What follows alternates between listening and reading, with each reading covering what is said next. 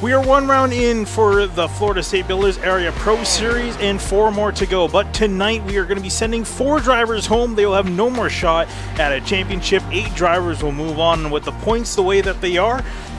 11 of those 12 drivers have a chance of being eliminated tonight. There's a lot on the line, and we'll see what happens here over the next 100 laps here at Auto Club Speedway. My name is Finny DeCooney here with Connor Horn and Hunter Sluppy for the next round here of the Florida State Builders Area Pro Series. Guys, glad to have you back in the booth with me. Oh, it's going to be a fun one. I'm glad to be in the booth for Auto Club. It's an exciting track. I hope it's around for years to come, but that might not be the case. But we'll always have it on iRacing. We'll always have the multi-groove 4, 5, maybe 6 wide action that we already saw on Monday night, and we saw it last season. We're going to see it once again with these Xfinity cars. I am excited, as I'm sure you are, Hunter. And what's better than having excitement, an exciting track like Auto Club, and also having the stakes as high as they are tonight? Absolutely. It's a playoff cutting race. It's race 2 of 5 for the Florida State Builders Area Pro Series as we eliminate 4 drivers tonight, and these are the 4 below the cutoff line heading into the race tonight. Now, if you're wondering, James Scioli missed last week and is still on top of the leaderboard. Yes, he had that many bonus points, so where he could. I said it before I even found out last week that he wasn't in. He could literally miss a race and still be good. 26 points to the good, but obviously, you don't want to have a mistake tonight, otherwise you could find yourself towards the bottom 4 of the cutoff, as we see Hearn, Hartz, Lakatos, and Alex Weaver. Weaver is looking like he's going to be a must-win to make it into the next round. Lakatos, Hartz, and Hearn, they can easily point their way in, but guys, it's going to be difficult here at Auto Club with the fast track, the lanes 3 wide, 4 wide, 5 wide, sometimes even 6 wide. It's going to be interesting how that's going to turn as we look at the team standings. And Finian, it's been DWR all season long with Justin Sogok from Daytona and James Scioli for the rest of the year. Yeah, I was going to say that team has been doing phenomenal so far, easily leading the point standings by close to 70, I think about 70, 80 points out of Sky Motorsports. And Sky Motorsports, not a single win to their name, but they've been fairly consistent chasing in second. Still have a chance at turning things around, but they need to really step up in the second part. Then Slaughter Sim Racing following on the third, IRLC in fourth, with Vasikas Motorsports rounding out in 5th place here. Cut to the track here. Practice just now coming to a close as practice warming up here. And Matthew Bell in the 43, the number 43 car, looking pretty quick here. Top of the time sheets for him. This is no surprise here. Like, we know he has speed. He's always at the top of the qualifying sheet in practice as well. He's done it all season long. Still waiting on that win, but we know he's capable of it. Hartz, who's right behind him on the picture you're seeing, he's also second in the practice times. Brad Slaughter, not in the playoffs, but always fast, always at the right here, led laps last year in the Pro Series. He's on track getting laps in now. Then obviously James Scioli, no introduction there. He's 4th. And we're talking about Alex Weaver, the one who's in a must-win situation. Really the only driver who is most likely going to have to win to make the next round. Looking like he's got good speed tonight in 5th. Looking at Travis Beckner driving a Tour Modified. Oh boy. Hopefully he doesn't brought the wrong car here for the track. Well, that's not going to work if he's going to try and put down a flying lap time here, which I believe the track record, it's not in the series anymore, but was held by Alan Elwood, still is.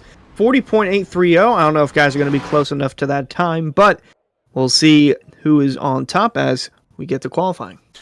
Yeah, qualifying is starting here, and race fans, want to remind you, be sure to subscribe to the Area iRacing Twitch channel. For only $5 a month, you can watch all Area iRacing broadcasts commercial-free. You can also use new Area iRacing emotes in the chat.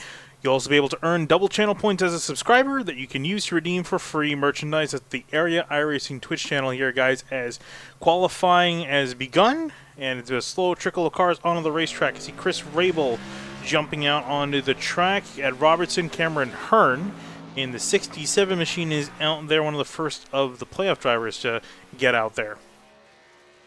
And Hearn is probably in a situation he didn't expect to be in. He was good on points coming to Chicagoland, but messed up his qualifying effort last Thursday night, and then I don't even remember if he made a lap. I really don't think he did.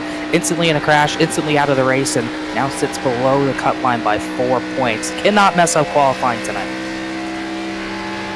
No, you don't want to have a bad situation turn worse if you're starting in the back. That happened last week from Chicago. He didn't qualify starting in the back, got caught up in a wreck, and that was Very bad night for him, but looking to be on the other side of the standings as he comes off turn 2. And boy, it's going to be interesting going through the bumps, not only in the turns, but on the straightaways as well.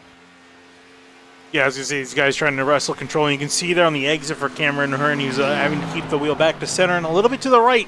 Keep the yaw in place. These guys sliding around here, track a little bit slick. You can see on the exit as well. I mean, just to put just a little bit of wheel to get it back in the center. And then coming down over the apron, trying to cut as much distance out of the track as possible. Gets on the grass a little bit.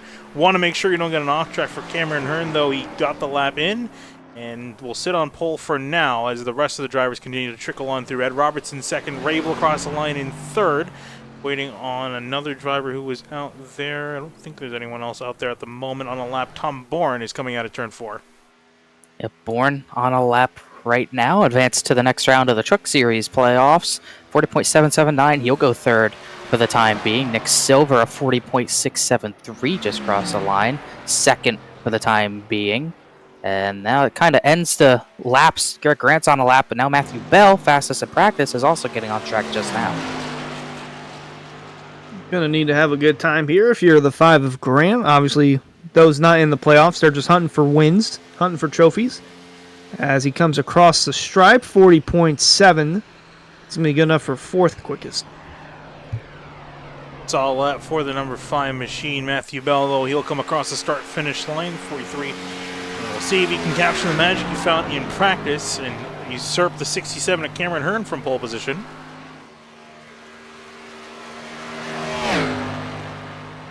This is going to be one of the next drivers to put a time down. Jeffrey Wilson's on a lap just up ahead, but really washing up out of 4. But you can see how fast Bell is. Great 1 and 2, 191 in the turn number 3, and he's going to dive to the bottom all over that white line in 3 and 4. Stay close to it as you can to make your best arc out of the corner. Doesn't even really get that close to the wall. That's how well he's getting through that corner.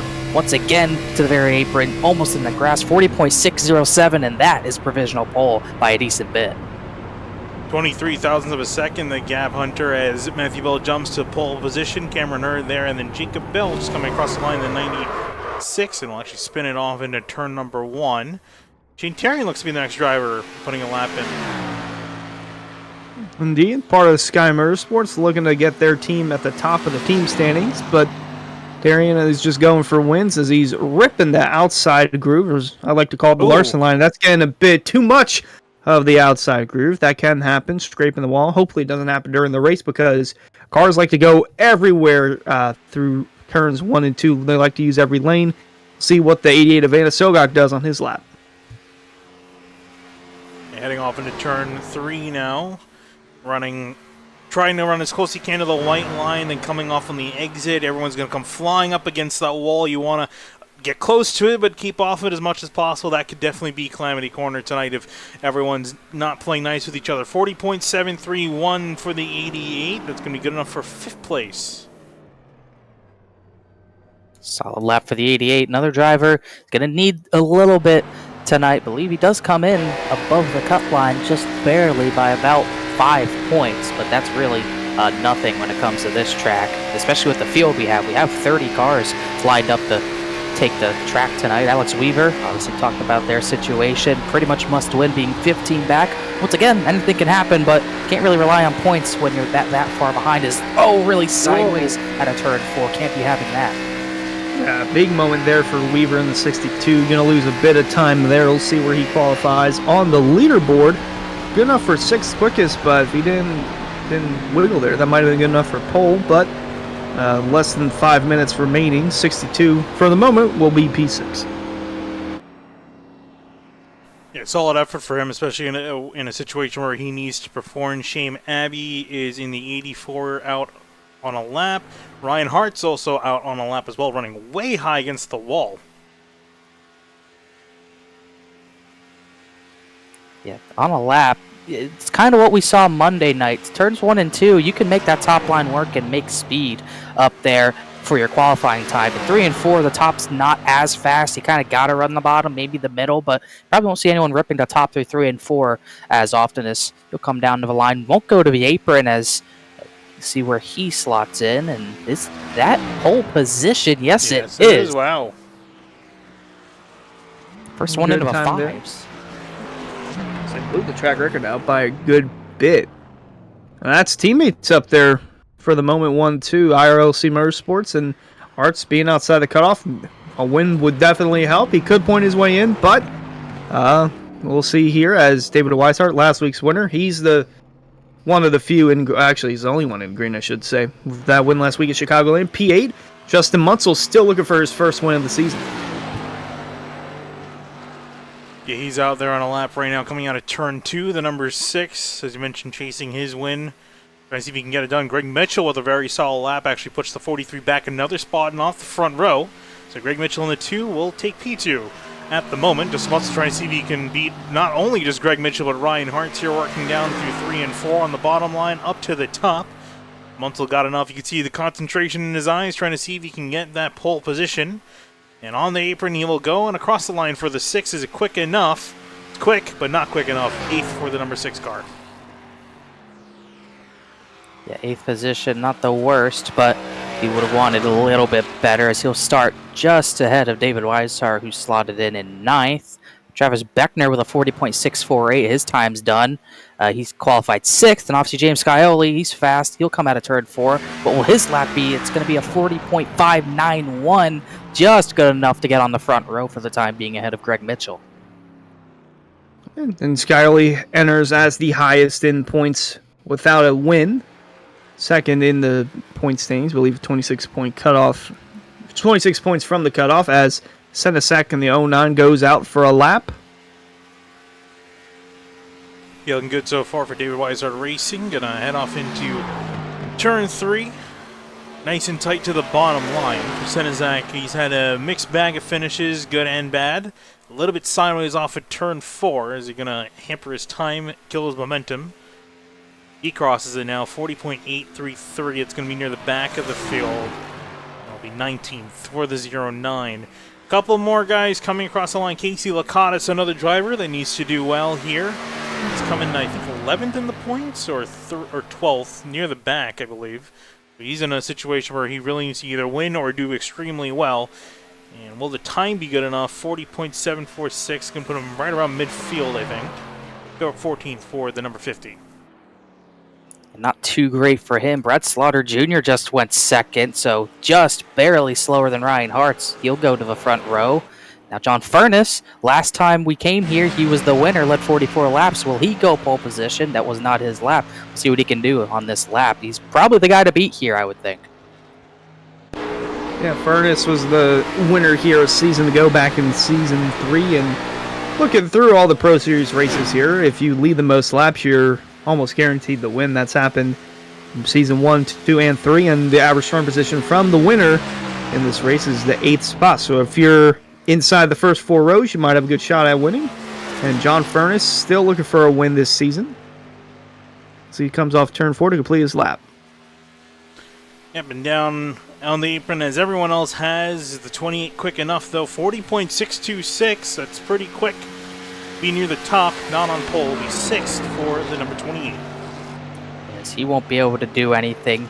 Interesting to note, Shane Therian will not be able to put a time down. Don't think we really noted that, but he got out there. Must have had a... We did see him. We were watching him. He started in 1 and 2. He got too close to the wall, scraped it, and called it a run. So the 38. Also want to mention, too, with the 38, all the drivers... as qualifying actually came to a close. I didn't realize there as we're watching Michael Muhammad there. Thought he still had some time left, but Michael Muhammad will not get a chance to qualify. But what I was saying with the 38 is Shane Therian, everyone on the ticker is indicated as far as whether in the playoffs or not. Therian, his number was forgotten, so he is in the playoffs. This is not indicated on the ticker. All the drivers in blue, drivers that are currently in the top 8, drivers in yellow are outside, or 9 through 12, and then drivers in green, which is only one, that's David Weishart. He's locked in, has nothing to worry about here. In our warm-up period, just want to thank our starting grid sponsor, Roasted Gems Coffee. Race fans, start your engines with a fresh cup of Roasted Gems Coffee. Choose from some of the finest coffee beans from Colombia and Peru, or try the blended flavors of French vanilla and hazelnut. Use discount code Area iRacing for 10% off your order at checkout at roastedgems.com. So guys, you got here the warm-up here before we get to the main event, 100 laps.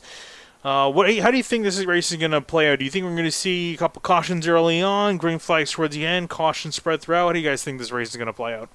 I'm expecting to see cautions here and there, maybe in the early stages, but we saw this go relatively green to the end. I believe we had green flag pit stops encounter the race last year when John Furness went to victory lane, last season, I should say. So I'm not expecting too much of a wreck fest. Auto Club, very wide track, so you're going to use a lot of the track tonight, but I think these drivers will have the cars under them to be able to go green, and expect to have some good racing, green flag racing tonight.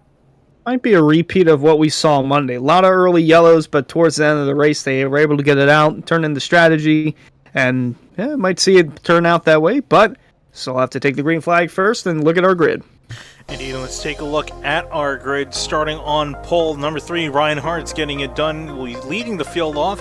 Next to him in second place will be Brad Slaughter Jr. lined up in P2 in the number 9 machine.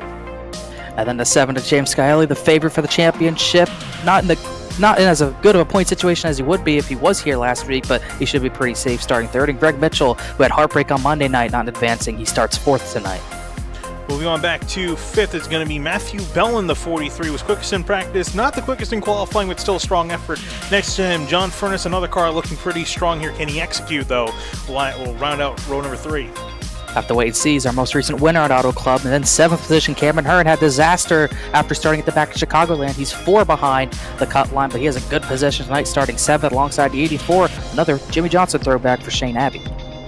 And moving on back in behind them, Travis Beckner is going to be lined up in 9th place in the 27 on the inside lane. Next to him, Nick Silver in the 46 in P10. Another row of the playoff driver, Justin Munsell, starts a little further back than some. He starts 11th alongside the 64 of Ed Robertson with a great qualifying run for that Mustang. Moving on back to 13th, David Weishart, the driver that has nothing to worry about coming to tonight. He's locked into the next round. Next to him, Alex Weaver, not in the same position at all. He has to race his way in and do well. He'll be lined up in 14th. 2 rows of playoff drivers. Justin Sogak's on this row starting 15th. Needs a good run tonight, starting a little further back. And then Casey Lakatos, who also needs a good night, starting a little further back than he wants to in his Supra. He starts 16th. Moving on back to 17th is going to be Colin Fambro lined up in the 18 machine. Next to him is going to be Garrett Grant in the number 5. Rounding out row number 9. For the Toyota Supra, it's Tom Bourne starting 19th position with a time just barely ahead of the 98 of Jeffrey Wilson, who rounds out our 10 rows, first 10 rows. Moving on back in behind them, it's going to be Ryan Swan in the 20 car, in P21. Next to Bryce Senezak in the 09 in 22nd. Jordan Martin, who was decently fast on Monday night, starts 23rd alongside the 1 of Steve Durham. Moving on back to 25th, it's going to be Jacob Hudson in the 96. Next to him, Chris Rabel lined up in the 29. Then through our first uh-oh moment for some of our playoff drivers. Shane Theron, the only playoff driver to not get a time down, starting way back in 27th, is going to need to get through the field, starting alongside Chuck Sweeting. And rounding out your final row of drivers, Michael Muhammad in the 29th and 78. Saw he couldn't get it, didn't have enough time to get a run in. Spencer Brown rounding out your field of 30 drivers. Guys, as we come here towards the green, pick your favorites. Who do you think is going to win? I'm going to go Furness. He won here last time. I think he's going to have more long run speed because I think it's going to be a long run race. So give me the 28. Give me Cameron Hearn. It's a race where he needs to make it to the next round. There's no better way to do that than with a win. Going to go with the 67. I'm going to go with Brad Slaughter in the number 9. He's got nothing to lose. I think he's going to he's aggressive and can definitely get some moves done. And again, with a driver with nothing to lose, he can definitely put it all on the line, not compared to the rest of the playoff drivers who need to still perform. Pace car, the left-hand turn off on a pit lane. The field in control of the number 3, Ryan Hart's 100 laps here at Auto Club, and we are green.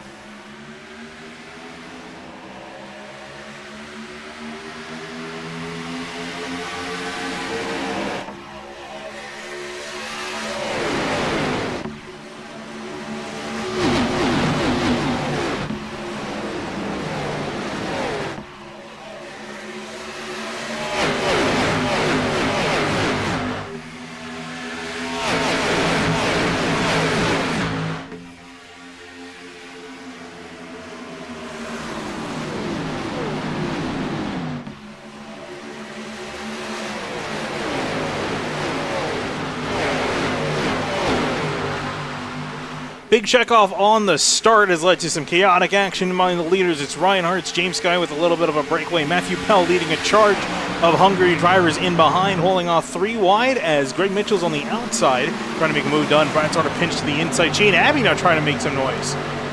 Yeah, Slaughter said he sort of jumped it, which he did, but he gave the spot back, so he'll get that penalty rescinded as he'll drop back on the initial start as Ryan Hartz continues to lead. He leads a lap, important bonus point for someone below the cut line, but obviously the favorite, James Skyerly's all over him.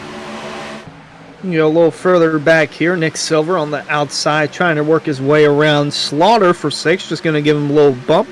Then you get to Cameron Hearn and Justin Munsell, who's on the bottom, and right behind them is Travis Beckner. Here we go, battle for the lead. 7 looking for the lead, heading to 1. He's got it. Yeah, dive for the number 7. Got a great run out of turn 4. Look to the inside, got the pass done. Prior to be put back to 2nd place. Matthew Bell now trying to have a hard-fought battle, deciding who's going to be 3rd position between himself and Greg Mitchell. Mitchell looking really solid right now, battling for that top 3 position. He has Auto Club figured out for some reason, but he's doing a good job on the top line as everyone looks to hunt for that white line. He's going where no one else really is at the front. Big wiggle there, but he's got the run on the 43 still as Skyerly comes to lead a lap, and Hartz is just figuring out who to give draft to down the front straightaway. They work their way into turn 1 side by side. Bell on the bottom, and Mitchell still working the outside line. Silver and Munsell looking 3 wide right there. Well, that's got pretty tight as Anna Sogok runs just a couple spots outside the top 10. Just taking a look at Ed Robertson, was one of the drivers furthest up on the high lane, more so than Greg Mitchell. Greg Mitchell's kind of running more in the middle lane. See the 64 go all the way up the track, and no one up ahead of him is running this line, Connor. It's better to run early on in this race. Is it going to be better for the tires, or why do you think the 64 is trying to run up there? I think he's just running there because there's no one else really up there, so go where they ain't, stay in the clean air best you can, and that's what he's trying to do. I don't think it'll work long run, but if you want to get some short-term positions, you go where they're not, as he's doing that right now. It will work for a little while, but I think in the next 10, 15 laps, it might hurt him a little bit. I'm sure if the tires in the later run, as there was almost a moment there with him and Slaughter nearly coming together off 2, but right in front of them is Alex Weaver, who's trying to work his way closer towards that top 5, but there you see Robertson in the lone car on the outside line trying to get the Larson line rolling, but Nick Silver trying to get it rolling past the 6 of Munsell as we go in car with him, and cool, calm, and collected as he works his way down the front stretch.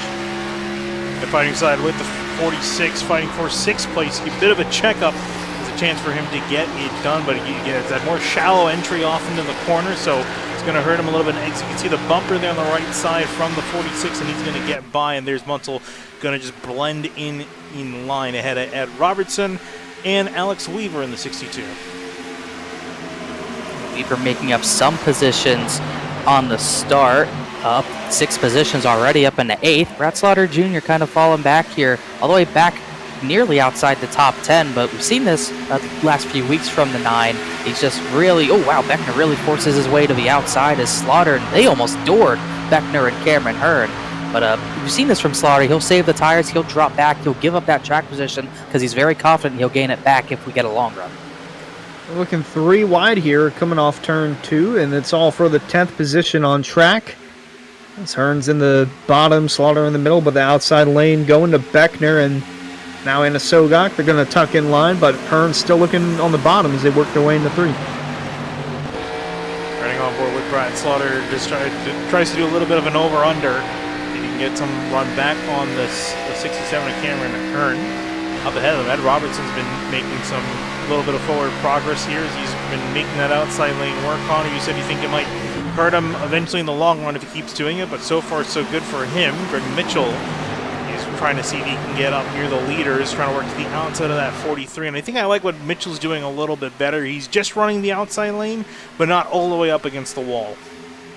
Yeah, I think that'll work a little better for the long run. Plus, if you could just get to someone's right rear, that's really all you need to take the position away when trying to force someone, pin them down to the bottom. So I do think that's going to be a little bit better. But saying that, he's had Matthew Bell pinned down since the start of this race, but he's still up there hanging out. Matthew Bell's just kind of letting him do that, and he's able to fend him off on this bottom line right now. He's not really losing Ryan Hartz, but Hartz is losing Skyerly, who's taken away a little bit. So, wow, it's so funny watching Robertson fire to the top side when everyone else goes low. We see from the bumper of Hartz, got the 43 at Bell. IRLC teammates running 2nd and 3rd on track. Then you got the 4 non-playoff drivers of Mitchell, Shane Abbey, Ed Robertson, and Nick Silver running 4th through 7th, and then got Munsell looking there for 8th. A little further outside the top 10, one of our playoff drivers, John Furness, is up, only in 17th, and just buying time, I guess. We're almost 10 laps into the race, but going to want to be up there towards the end of this one as they work their way into turn 1. Yeah, I was going to say, this is a bit surprising. I guess it's similar. He's actually lost the same amount of positions that Brad Slaughter has lost, which makes me think he's also trying to save his tires and equipment and going to try to shoot back up the order. He's, I guess, confident. Him and Brad Slaughter, I imagine, are confident that this race is going to go green, as you see Jacob Hudson in the background get into the wall off turn 2. But for this to work, they got to hope that this race goes green quite a bit, so that way they have enough time to kick those tires on once everyone else's tires are falling off. Definitely got to have the runs and all the green flag running go your way for that to work, as starting to see Bell have a challenge for this runner-up position. Eric Mitchell's fallen off the 43 a little bit, almost 3 wide in behind for 5th. Nick Silver, Shane Abbey, Ed Robertson still on the top side trying to make it happen, but not getting enough overlap through the center to get on the outside of some of these guys. Does get to the outside of Nick Silver, and you can see that outside line makes a difference down the back straightaway, especially. Just waiting to see how long that's going to last, as Munsell is trying to also follow through. Yeah, that was close going into turn 1. They were trying to cut it close, but Mitchell still trying to hold off 4th from Shane Abbey, as Silver going to come across the nose of Robertson, and Robertson going to give him a little push down the straightaway. Munsell still working his way through, trying to mix in with some of the non-playoff drivers. That's Scioli with a 6-car length lead in turn 1. Yeah, I was going to say that lead is slowly expanding more and more. No one's really able to catch the 7. Scioli seems to be on another page here tonight compared to everyone else in behind. Hart's chasing him down. Bell, then Greg Mitchell, Shane Abbey, your top 5. And Shane Abbey's been having some pretty good performances. Had a chance of doing pretty well at Chicagoland, but the strategy just didn't quite work out. Those long runs near the end, his car was definitely not a long run car. So ended up dropping back down the order, but is showing some pretty good pace here at Auto Club so far, at least in these first 12 laps. If he can hang on, this could be another good finish for the 84 coming up shortly here, as Justin Munsell almost flanked on both sides. Travis Beckner and Ed Robertson trying to make some moves as the 64 continues that outside groove. Starting to lose some time doing it now, as Munsell and Beckner have gotten by just running the bottom, as well, Munsell and Beckner almost came together. Robertson's still getting a run, but you can tell the tires are starting to really fall off as he gives a shot to the 27 down the back straightaway. That top side, he is losing so much through center that it's starting to not even matter what he does on the exits of the corners, as he's back down to the bottom immediately as I say that. He's trying to fend off Cameron Hearn, but Hearn is looking to the outside now, going to cut back low as they continue to duke it out in front of them. Silver and Munsell going at it for the 6th and 7th spot on track. Then you got Hearn looking to the inside of Robertson for 9th, and knocking on the door of that top 10, Alex Weaver, who needs every spot that he can get. You can see Weaver right in behind the 67, all over his back bumper, a driver that also needs to perform well. Same thing with Cameron Hearn. Both of them need to get on with it and get up near the top of the order. Again, obviously you want to play the long game, though, so you don't want to push yourself too hard early on, especially like where we're looking at with Ed Robertson. Might attempt to see that 64 start to drop back, but so far he's okay. I'm going to take a look at where Shane Terrian is and how he's doing, because he started 27th, up 8 spots in 19, so 38's been making some progress. Again, another playoff driver who needs to perform well, and always not good when you start your night in the hole having to dig yourself out. No, it's not fun. You're just working for all 100 laps when you do that to yourself, but he's done a good job doing that. He's already up 8 positions in just under 15 laps, and he's got more to go. He's got a big clump of cars in front of him, led by Tom Bourne, just Anasoga, kind of leading that pack as he's starting to catch them. So David Weishart's hanging out in this. Few playoff drivers in this battle, including John Furness. I didn't know his fall like I did Slaughter's. He's back to 17th and maybe falling back even further. This is serious tire saving from 28. He's battling with Casey Lakatos there as we focus on the only playoff driver locked into the next round, David Weishart, again with that win last week at Chicagoland. Just running in the back, buying time as he looks to the inside of Lakatos now as they're closing in on the 18 of Colin Fambro as Lakatos gives him a shove down the backstretch. Getting Close quarters between these 4 drivers. They're all battling essentially for 15th place a little further down the order, and actually up ahead. My eyes don't deceive me. It looks like a certain driver is getting awfully close back to our leader. James Scully has been reeled in. That gap was, I think, around 0.7 of a second at its highest. It's now fallen down to just a couple, under a 10 now, as Ryan Hart's still over the back of him. So I guess this might have been Scully extending his tires a little bit too far early on. And here's Ryan Hart. So you can see how much time he's gaining in the middle of the corner. Yeah, especially on exit, gaining a lot there as Furnace went to the top in the back of the background, but Scioli maybe was just riding a little bit too much, and Hartz, I think he saw the 43 catching him, and he thought, all right, time to go, and he's going to go to the bottom into turn number 3. Scioli's going to try to pinch him off to keep this position and keep the clean air, but that 3 is so fast, it's going to be tough to do when you're pinched down like that. They're going to be dead even down this front straightaway. That's just going to buy time for the 43 and the 84 to potentially close in and make this a 3 or 4 car battle for the lead as they work their way into turn 1, still side by side, although the 3 sends it down into the corner, and the 7's going to have to run on the outside. But Matthew Bell, if they continue to battle, he'll be closing in. I'm sure he's loving this up ahead of his windshield. He's trying to see if he can get back in. Ooh, I think I just saw a 64 at Robertson in the wall of it. Tom Bourne as well. It looks like just a little bit of a scuff to his right side. He'll continue on. Back up for that battle for the lead. The 7 and the 3 side by side, still off of turn 4. Now looks like Scully's got a bit of a better run, but Hart is not giving up yet. Almost able to make the position, but the problem is he's not able to slide up because Scioli is just pinching him down, so he can't throttle into the entry of the corner to make that work because he's just going to make contact with the 7, so he just has to stick it around the bottom. But as you can see, getting pinched off the exit is going to kill your run, and Scioli's able to keep the lead as now Matthew Bell tries to close in on these 2, but he didn't last time by, as Beckner and Hearn still battle. That's for 6th at this point, no 5th, excuse me. 7 got back in front of the 3, and now we go back to the 67 looking for top 5 position. Hearn's been on the move the last couple of laps, and Beckner as well. Mitchell falling back to 7th now as they are 3 wide behind him. And look who's on the inside. It's Brad Slaughter. He's starting to come back. Lowest he's been, was 13th. He's now in 11th. Can get past these 2 guys. He's up in 9th. So this is where we're starting to see that crossover period around lap 20 here in the run. Ooh, as a couple drivers clipped the wall. Munsell clipped it, and I think Alex Weaver might have either just gotten a piece of it or just avoided it. You start to see some of these guys struggle on their tires. And also coming through, I see John Furness coming back through the field. Dropped all the way to 17th from the 6th starting position, now up to the 12th position. Just got by Colin Farrenborough, and he's going to rock it by Nick Silver on the outside possibly here. As last time by .236, he's not really that far off the leader, and he's also in traffic while doing it. So the 20 is going to be a factor. He's got to be methodical getting through these guys. Don't want to mess up your car getting through these guys. So got to be careful when pinching guys like Silver down.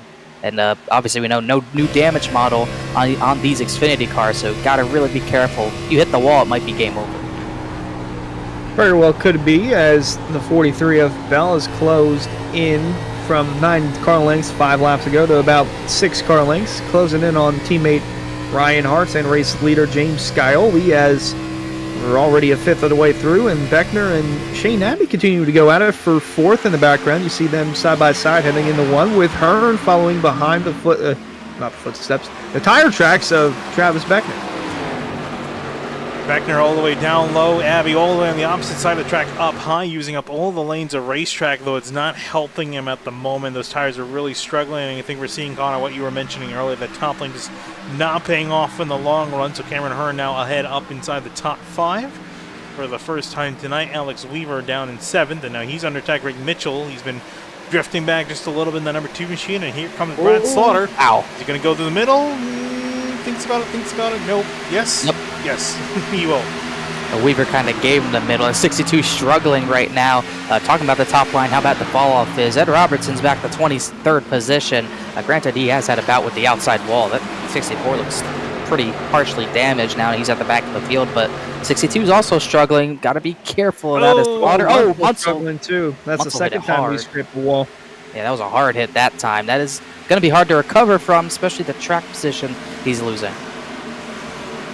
going car with the 6 of Munsell's falling outside the top 10. Still just staying calm as he's allowing the 18. No, he's not allowing him to go by. He's battling with Colin Fambro, though, for that 11th spot as they continue to duke it out on the front stretch.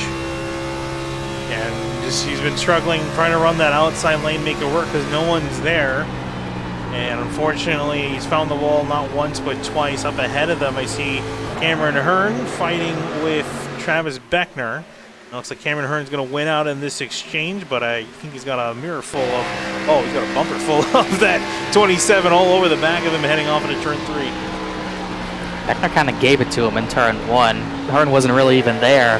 Beckner kind of ran the middle, and 67 got by, so no challenge between these two just now. As wow, you can see the 84 in the background really sideways. Furness hit the wall. Now he's got right front damage, and that's a big blow to the 28 as he was coming through the field. He was up to 9th, but the battling is getting fierce as Weaver's still holding up Slaughter and Abby a little bit here. As we can see on the Sim Market replay, you see the 84 slides, 62 slides, and Furness just runs out of room. And just following the 9 and was a little bit above the groove that he was running in, and it just ran out, got into the wall. The 6 of Munsell, the 28 of Furness, both playoff drivers smacking the wall here in the early stages of this race as Shane Abbey continues to fall back. He's actually losing a spot to Alex Weaver, who had a big moment in turn 4 a couple of laps ago. He's now on the climb up to 6th as Slaughter slots himself in 8th, riding on board the bumper of Abbey as they look to continue this battle heading into turn 1. Yeah, so now I would say we're probably definitely past the halfway point of this run. So Connor, when are these guys looking to come into pit road? And we've got 100 laps on the board. So how do you think that they're going to want to chop this race up? I don't think you're going to be able to make it to lap 50 on fuel. And it's a stretch even in a cup car. It was barely possible. So I would expect these guys in pretty soon, actually. Maybe around lap 30 to 35, you might see drivers start pitting. If you really want to go strategy, maybe you'll try to save some fuel, make it to 50, but I think you're seeing a 2-stop if it goes green like it is right now. So, wow, Abby and, sorry to cut you off, Hunter, Abby and Slaughter almost banging doors down of the tri-oval. Yeah, that's what I was looking at, too. They're still going at it for the 7th spot. Weaver's going to drive away from it. Furness is now closing in, throwing his hat into the mix as he's trying to run the middle line. Abbey all the way up towards the outside. Going to cut it close with the wall. It is not working out for that 84. He's just continuing to lose spots as we see him lose one to Slaughter, lose another to Furness. Now here comes Greg Mitchell looking back to get inside the top 10. And the 6 of Munsell joining in the party as well. Yeah, and this is one of those things, again, you either got a short run car or you got a long run car. Whoa, the 2 of Greg Mitchell looking very sideways off at turn 4. You'll just hang on to it, but man, that could have been disastrous. I think that definitely deserves a Sim Market replay. Going to see a lot of slides on this replay tonight, and just like this, you can see he's fine behind the 28. You can see he kind of stepped out there, he caught it, then it steps out again. I think it's really because the 28 got out of his air. I think that had something to do with the 2, but he was able to hold on to it. But he's getting freight trained on the top line now. He was willing it and dealing it, and now he's paying the price for it as Munsell takes away that 10th spot. So Mitchell again on the outside of top 10 looking in as Fambro slots himself 12th, and then there's the 33 of Weishart running 13th. As up front, it's still Scioli leading by 3 car lengths over Ryan Hartz. And Matthew Bell is still about 7 car lengths back, but it's calmed down for the most part up here. Yeah, you got Cameron Hearn trailing in 4th place. He's up 3 spots from 7th. Travis Beckner's moved his way forward from 9th up to 5th. Alex Weaver's also had a decent climb forward. From 14th, he's broken just outside the top 5, is running in 6th. And again, the 62 is in the position where he needs to perform. Let's take a quick look at your points again, just to give you a little update here. About over a quarter of the way through this race. Again, James Scally, Travis Beckner, they just need to do decently well. You can throw Furness into the mix. Shane Terrian, again, he's knocked down the order quite a bit. So he needs to get himself further up there. But then you look at the guys outside the points. Cameron Hearn, he's doing really well. Ryan Hartz, he's also doing really well. Lacanis, not so much, running midfield, and Weaver 15 points out on the worst spot, but he's up in 6th. So really it's going to depend on how the rest of the drivers play out. And so far we haven't had any retirements. We do actually have one driver lap down. It's Chuck Sweeting at the moment. He came in for a pit stop, it seems. I don't believe he made the start. I think that was what happened. say, I don't- I was curious if that was what it was. So he's just that also I didn't even look. He's at the Phantom graphic. Racer. Oh, Yep, Phantom Racer. So got a that pit makes stop. sense. Got a pit stop. Brad Slaughter Jr.'s in lap Really? 30. It's and Anna Sogak. I was about to mention Anna Sogak because he's one of the guys who came in above the cut line by 5 points. He just pit from 20th. It is not the night he's looking for right now, so this might be a way to get some track position for him. Yeah, no doubt about it. No better way to do it than in the early stages of the race, 30 laps in. We'll see what the leaders do as Scioli continues to lead his way into turn 3, but boys, looking at 67 of Cameron Hearn. He's closed in quite a bit as well, so we're almost about four cars in the top 4 within a second of each other. Cameron Hearn is coming in. Oh, So into pit lane for the number 67. Is anyone else coming in with him? He Greg with the Mitchell. back. Mitchell from 11th, Rabel from 20th. He has a lot of right front damage, as does Ed Robertson and Jordan Martin. A few drivers who have already been in the wall pitting this time. there we see the 62 of Weaver move into 5th for the time being. Slaughter just rejoining the racetrack right in front of John Furness and Justin Munsell. Yeah, I'm a bit surprised to see Slaughter come in this early. I thought he wouldn't continue on because his tires are really starting to kick in, but I guess he figured now is a better time than any to get the jump on his competitors. Oh And if boy, anything, look at all the leaders come in. whoa, Ryan Hart sideways almost hit the pit road attenuator. That could have been disastrous for the number 3 again, and a driver on the outside looking in. But I guess for Brad Slaughter, he's feeling he can run the tires a little bit long in the extra run, so that number 9 car is definitely something you want to watch. Watch the 3 if he comes out of his stall, because that was a very aggressive entry. If he got away with it, he gained a lot of time on the 7 of Scioli, which is important. Don't miss your stall. He was able to do a good job of that, but can't speed, especially below the cut line. A mistake like that will ruin it.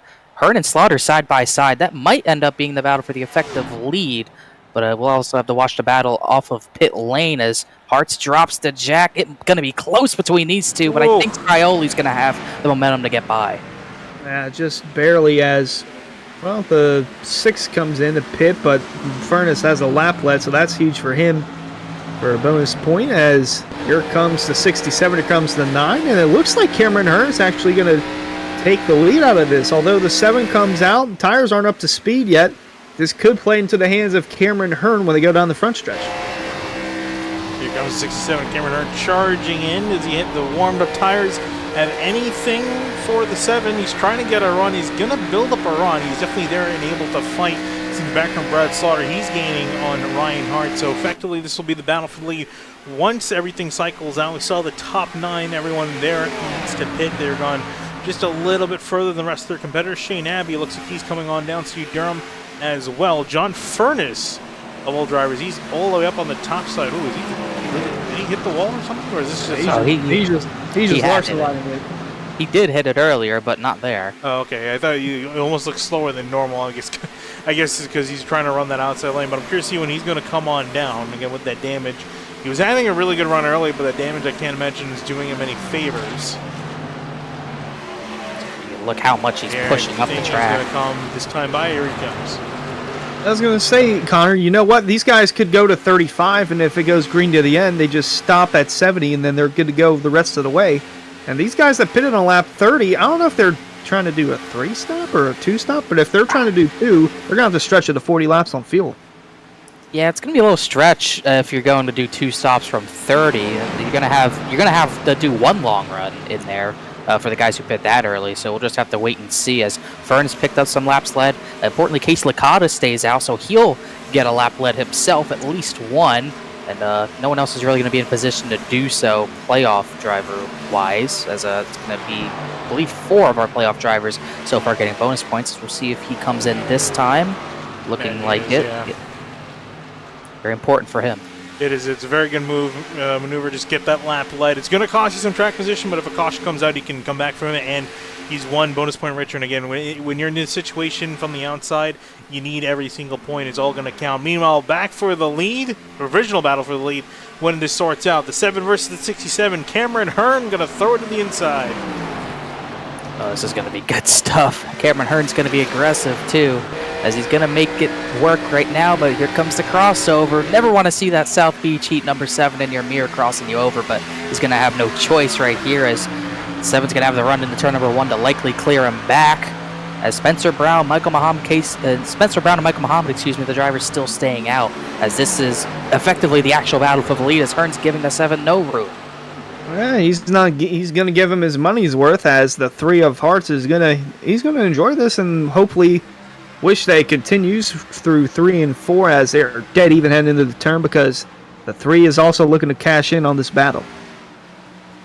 67 looks like he's going to get a decent run on the outside lane. The 7 of Scully trying to fight back on the inside. And as you mentioned, Ryan Hart's waiting in the wings here. These guys coming 5th. There's an aggressive cut on the nose from Cameron Hearn trying to hold off the 7.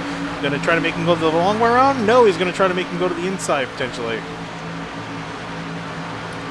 Just barely trying to get by him, but that 67's looking fast as Matthew Bell's worked his way up into most likely would cycle to be 5th. As those top 2 stay out, maybe they'll try a 1-stop, but still looks unlikely, as this is basically your top 6, and look how much they've broken away from the rest of the field. This is just those 6, really. It is a ways back to 7th place Greg Mitchell as we look at Spencer Brown. That beautiful Barbie Supra. A little late, but he ran it last week, so it works. But still a beautiful paint scheme as Cameron Hearn looks to pull away from the 7 of Scioli, and Ryan Hart's is going to be next to challenge. Yeah, interesting to note that Brown and Muhammad, they have yet to pit, but they're nearing 40 laps on fuel, so this is interesting to note how long these guys can go on a tank of fuel, as we're still green through the first 39 laps of the race. Hearn would cycle to be the leader, as the top 2 still have yet to pit. Scioli holding off Hartz, who's got a mirror full of Travis Beckner right behind him. Yeah, and a big thing too for these guys, once this all cycles out, looking at the laps led, because this is going to be critical again for the 67 and the 3. Cameron Hearn has not led a lap yet. I'm sure he's probably would have loved for Spencer Brown and Michael Muhammad to come down pit lane, probably yelling at them, just come down, you're not going to make it anyway, because he wants to get that lap led as an extra bonus point to his name, because effectively he is going to be the leader of this race. Ryan Hartz, he's led only 2 laps, but will get at least 1 bonus point for leading. So trying to take a look also, Alex Weaver has not jumped to the lead just yet. We know that Casey Laconis was in the lead for 1 lap, so he will get that bonus point. It's all going to be really tight for these guys on that border. It's going to be really hard to sort out once we get to that point, as look at how racy these guys are. It goes Bell to the bottom of Beckner. These 2 battled really hard last week, as well as they'll battle once again, and they'll battle all throughout the playoffs no matter what, as Hearn tries to break the draft a little bit, and Scioli's trying to get everything he can, because Ryan Hartz is right there trying to get that position away, as both these drivers sailed it into turn 1 and even gained on the 3 a little bit. Beckner work on the outside, going to clear the 43, as he's still trying to fend off Matthew Bell, and well, there's the lap car of, well, not sure who that was. Chuck Sweeting. Chuck Sweeting. As they continue to duke it out. Here comes Hartz down to the outside of Scioli. Michael Muhammad pit from 2nd, so just Spencer Brown out there now, by the way. And Cameron Hearn, again, can't wait for Spencer Brown to come down to pit lane, because the 3 and the 7 are starting to mount pressure on the 67. Speaking of which, here comes James Scully back on the inside. He's not going to work. It's going to pinch him off. Here comes Ryan Hart, so going to take advantage of the situation. Big run from the 3, because those 2 were side by side, as he's going to get 2nd out of this, pushing the 67 down the back straightaway, as Chuck Sweeting becomes the first retiree of the race, but that 3 is fast. Now he's trying to work over the 67, but Scioli's not letting him go that easily. And the 95 is coming down pit road, so this will be for the lap led, and of course Cameron Hearn, Ryan Hartz side by side. I think Hearn might have gone at the line, or it might have been the 3 of hearts. No, it was Cameron Hearn. So he got that bonus point, much needed, as he is still below the cutoff line. And so is Ryan Hart. So these 2 fighting for their playoff lives as they come out of turn 2. Yeah, crazy how this worked out. As far as the points go, you have 2 drivers leading, both of which are outside the top 8, and you see James Scully swerving aggressively in behind. The entire top 5 all full of playoff drivers, with Slaughter and Mitchell the next 2. Whoa, contact between the 3 and the 67. Cameron Hearn staying on the track, and we are 3 wide coming out of turn 4. Scully taking advantage of the situation. He will get on by. Beckner trying to follow on through. Beckner might get 3 for 1 here. He's going to go to the bottom of Scioli. Hartz tries to side draft him. Now Bell's pushing Cameron Hearn. Ratsaw Jr. just letting him all race like, I don't want any part of this. Beckner fired it to the bottom, but he's not going to be able to get it. That came out of nowhere. They're racing cleanly, and all of a sudden, big contact. Close quarters racing between the 67 and the 3. We take a look at it from the Simrat Market replay. They get close in the bottom of turn 3 here. Not sure if that's the 3 coming up or the 67 getting too low. Oh, the 3 got loose on the apron, came up a little bit into Hearn, and then Travis Beckner took advantage of the whole situation. You can see the run that he got out of the corner, decided to go the inside of him. And if Matthew Bell decided to, he had a chance of making it 4 wide, but that would have been good for anyone, as they are back on the front straightaway now. James Scully, your leader, and then Travis Beckner trying to fight with Cameron Hearn now. And there's Matthew Bell going way to the outside, trying to see if he can make something happen here. Just trying to test the waters. I can hear the tires screaming out from underneath. It's trying to force that car to the outside and around the 67. Trying to make it work.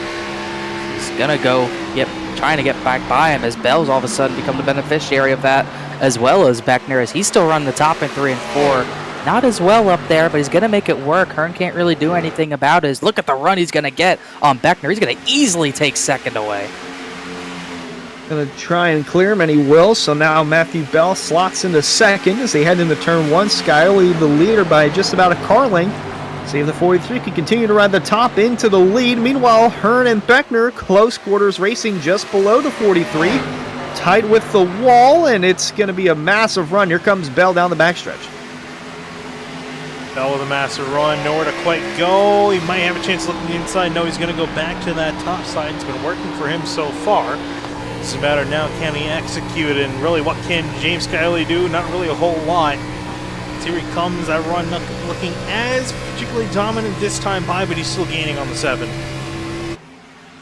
Just gaining a little bit every now and then. Won't have a look into turn 1, not that close, but he'll go back to the top line and see what he can do into turn number 3 next time by, as everyone else is running lower. Hearn's trying the top line. He's a groove lower as the Bell wiggles off the corner. Not as great of a run, but 27 will easily take that bottom line away if he has it. Tires starting to wear a little more as we see the 43 go back to the bottom, just like the 67 of Hearn. So the top 5 all within a second of each other. Meanwhile, a little further back, this is for the 10th spot. Colin Fambro and Tom Bourne haven't talked too much about the 16 car tonight. Running in the 11th spot. Good run going so far from the 19th starting position. And right in front of those two, Nick Silver in the 46 trying to fend off both drivers as they head into turn 1. Another tight scrap for position further behind the leaders. Now that battle has died out. I also want to take a look at Shane Terrian. Guys, I'm a bit concerned. This has not been a particularly good night for the number 38. He's been struggling to break past the top 15. It started in 27th. That forward climb was good early on, but has not made a whole lot of forward progress since then. No, he has kind of been stuck around here. He's trying to gain some time on the guys ahead. He's not really doing so. He is gaining on Anna Sogak, who was one of the early pitters, also Justin Munsell. Those two playoff drivers battling very hard as well, as he might get some positions out of this, but definitely need to start gaining a little bit more as this battle for third is still heating up. Now Hearn's back in that position. Beckner's dropped back to 5th. Hartz is trying to get back to 3rd, but now he's 4th. A lot going on. Beckner was the beneficiary a handful of laps ago. Now he's fallen back to 5th as Hartz and Hearn continue to work their way back towards the top 2 spots. They're going to look into turn 3, trying to fight for 3rd. Bell still about half a second back from Scioli as Slaughter once again continues to watch on from behind, running in the 6th spot.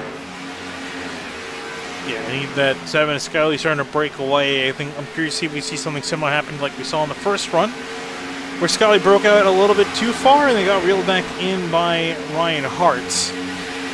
And we saw a great battle between them. Here's another great battle for down the order. The 5 with Garrett Grant fighting with the 88 Justin Sogak. Battle for 14th place. And Sogak, we were talking about him, Hunter, you mentioned that he was struggling early on. He's been struggling to get forward. And another driver that's not particularly doing too well. Fairly mediocre night for the 88. Try that strategy, and it's just not working out like it did for the 9 of Slaughter. Another exchange for position. Kingsley Licata is getting past Jeffrey Wilson up into 18th. The Scott has got one of the fresher tires out there because he stayed out quite a bit to get that lap led. So now it's fresh tires to work with, but again, he's going to need to really step it up and gain some more positions. Colin Fanro and Nick Silver up ahead, fighting for position. Tom Bourne's gotten past both of them. These guys continue. There's Shane Abbey fighting. Actually, is he a lap down? He's a lap down. Yes, he got a penalty. Oh, Couldn't no. avoid it. So he's the only driver a lap down. Chuck Sweeting's out of the race. He wasn't the first retiree. Ryan Swan went out of the race early for whatever reason, but Abbey, one of the lone drivers, one lap down. Also, John Furness played a little bit of a longer game. He is gaining time on the leaders. He's one of the fastest drivers on track, but he is back in 23rd position. So, got to go long to get fresher tires at the end, but got to be careful not to give up too much track position. And he's definitely giving up a lot of it as Scioli continues to lead and pull away. Unconfirmed, but I think Thursday night is chili night in the Swan household, so maybe that chili was calling. So, obviously, I mean, I like chili, so I would see here as we see. Look at the leaderboard. It's so colorful inside the top 5. It's blue, yellow, blue, yellow, blue. Those in yellow are on the outside looking in. Those in blue are currently in, and there's only one driver in green who you see in the 10th to 20th bracket. Once it refreshes, there it is. David Weiss are in 12th. So Hartz has taken over second. Bell, Hearn, and Beckner the top 5, and we have yet to see a caution as we've crossed halfway through this race, but we have seen a couple of times tonight the Simrat Market replay, so race fans, be sure to visit simratmarket.com for custom iRacing paint scheme templates that are simple to use and help you stay more focused on the racetrack. I was going to say, we might have a chance at a caution here. This is a close battle. These are drivers all the way from 9th back to 12th. With Shane Abbey in the middle. Oh, David Weiss are making some moves, looking to the inside, making it 3 wide.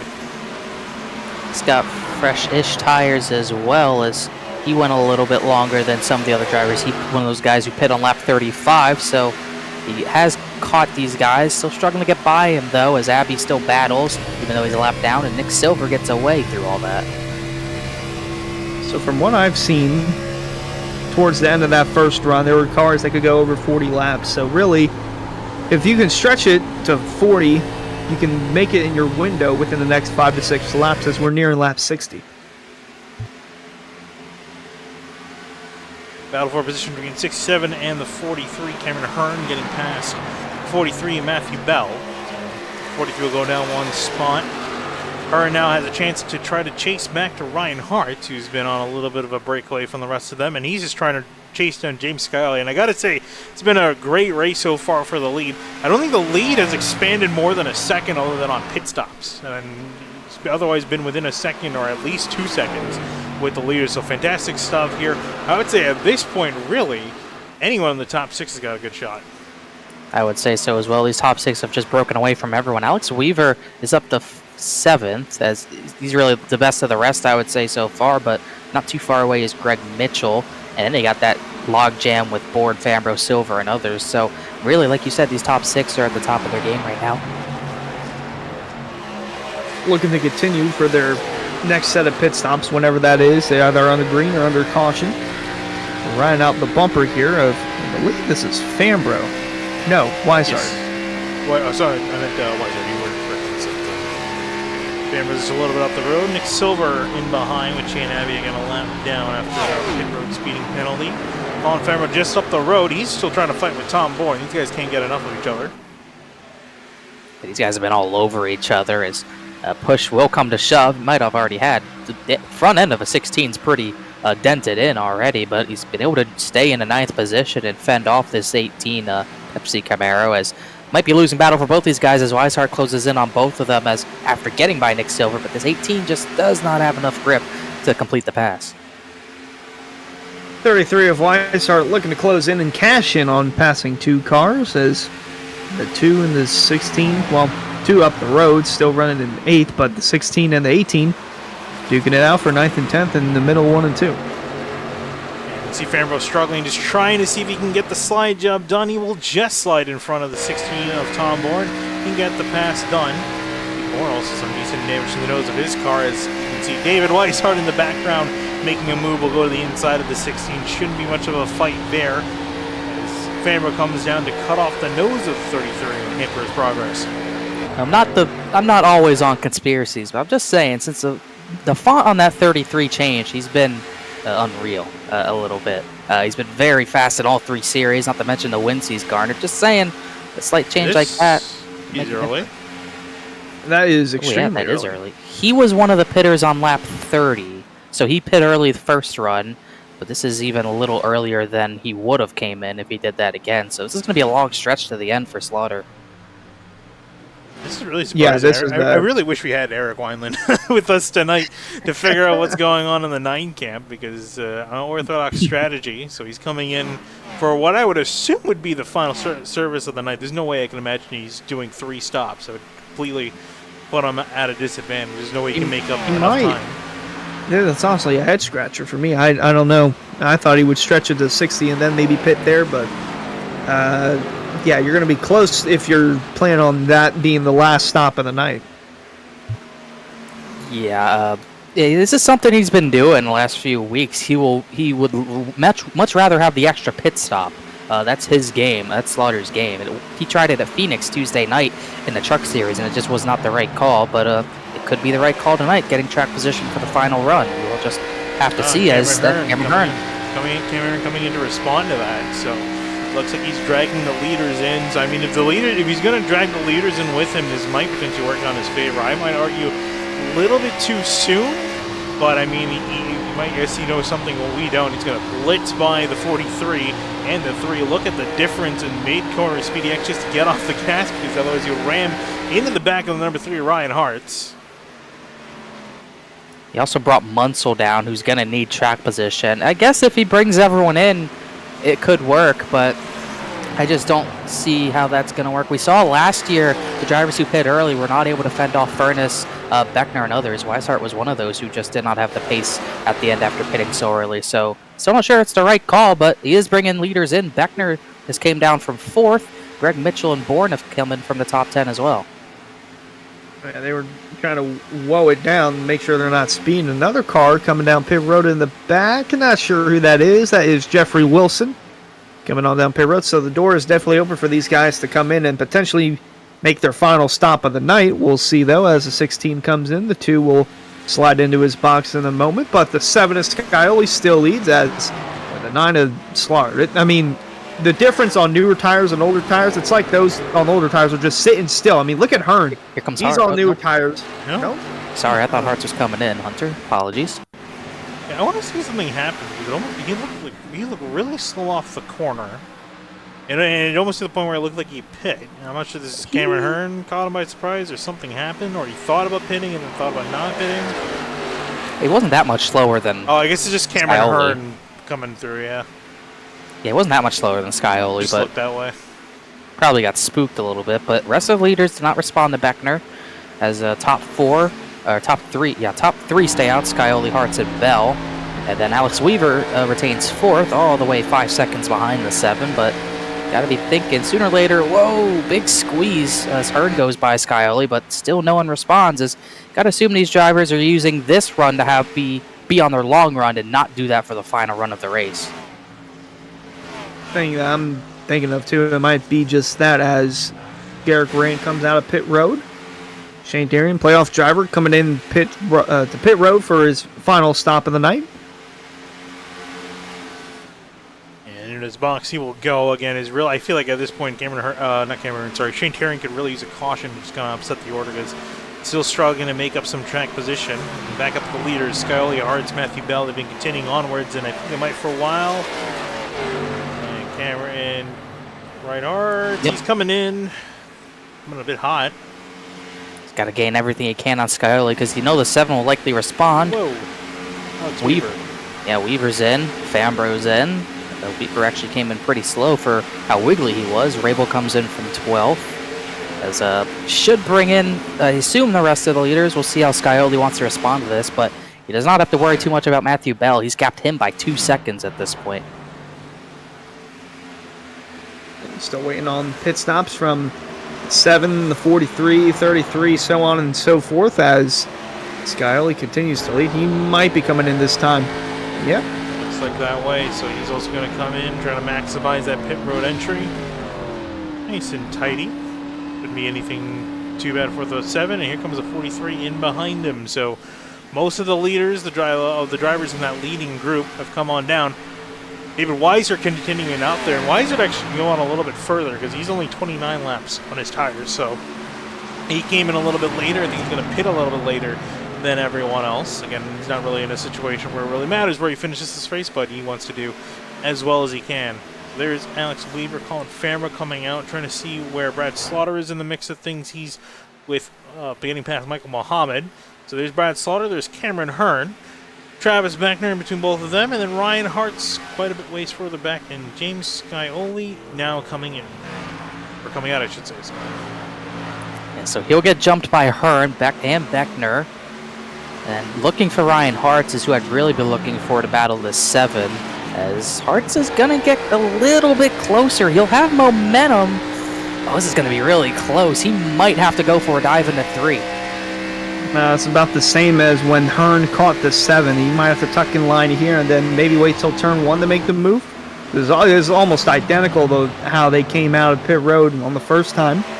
But the 3 is closed in on the 7, although Slaughter and Hearn, Beckner in front of these guys. But run can go on as we're approaching 35 to go. Yeah, just about 2/3 of the way through this race. Ryan Hart's chasing down the Rick's Hot Sauce car. James Scully up ahead. And race fans, be sure to check out rickshotsauce.com for some of the best hot sauces sold locally in South Florida. Try the Loxahatchee Classic, Golden Garlic, Palm Beach Pineapple, and South Beach Heat. Follow the Rick's Hot Sauce Rookie of the Year battle in the Area Cup Series and see which driver will take home the $100 prize as the highest finishing rookie in the point standings. rickshotsauce.com. Their man is doing pretty good tonight. Arguably the man to beat tonight, James Scioli. But again, depending on how this pit strategy works out, this could go in any driver's favor. And guys, big thing got to mention, what if you get a caution? We haven't had one this entire race. It's not completely out of the realm of possibility. But if it does happen, it's going to completely shake up the order. Yeah, let's not think about that. Let's just go green. As Weishart is in green, the only driver in green because he's locked in. So he'll pit and go about 33 laps to the end on this set of tires. As still got more drivers to come in. Nick Silver is going to take the lead now. He'll get his first lap led of the day. Licata's second, going long again. Also, just Sogak, after pitting early, he's going to go long this stint, which is kind of what we expected from some of the drivers who did that. Also, Steve Durham yet to pit. Let's say, looking back here, these Auto Club races, we don't have too many yellows, only 2 cautions on average for the Pro Series, and for the second playoff race, a bit more cautions, 4 yellows, but we have yet to have one tonight. And the last caution has come out in both those races, Auto Club and the second playoff race. Both those have come out with less than 50 to go, but we are obviously within that window, but still have yet to see a yellow as Scioli continues to work his way towards the 9 of Slaughter, who would cycle to be the leader as the top 4 have yet to pit. Steve Durham is now entering pit road. So another driver will come on down. Here's James Scioli, and Reinhardt has not been able to catch back up to the 7, so those slightly warmer tires, not able to get kicked in time to get past the 7. So Hartz will stick in behind. They've got to get past Travis Beckner, Cameron Hearn, and then Brad Slaughter, who will cycle out to be your provisional leader. Went to the next 4 drivers ahead of them come on down. Still waiting on Silver, Licata, Sogak, and Furness to make what should be their final stop of the race. And again, Brad Slaughter coming in so early that he's already 11 laps on his tires, while some of these guys still out there are close to 40 laps on theirs. It's just going to be a really tough run for Slaughter to maintain those tires to the end. Trying to look at the times between all these drivers on different tire strategies. Slaughter last time a 41.685. Cameron Hearn was 2.5 tenths faster than that. And then Travis Beckner was a tenth faster than Hearn. Scioli was 3 tenths faster than Beckner. And then that's where the getting faster ends, because Ryan Hart's right in front of the leader. Or who may be the leader. Well, he's not going to cycle out to it, but yeah, that is not what Scioli needs if he wants the leaders. Take a look at your Simrad market replay there. I don't think the 7 will be faster this lap. No, probably not. As a really, it's like, yeah, Hartman.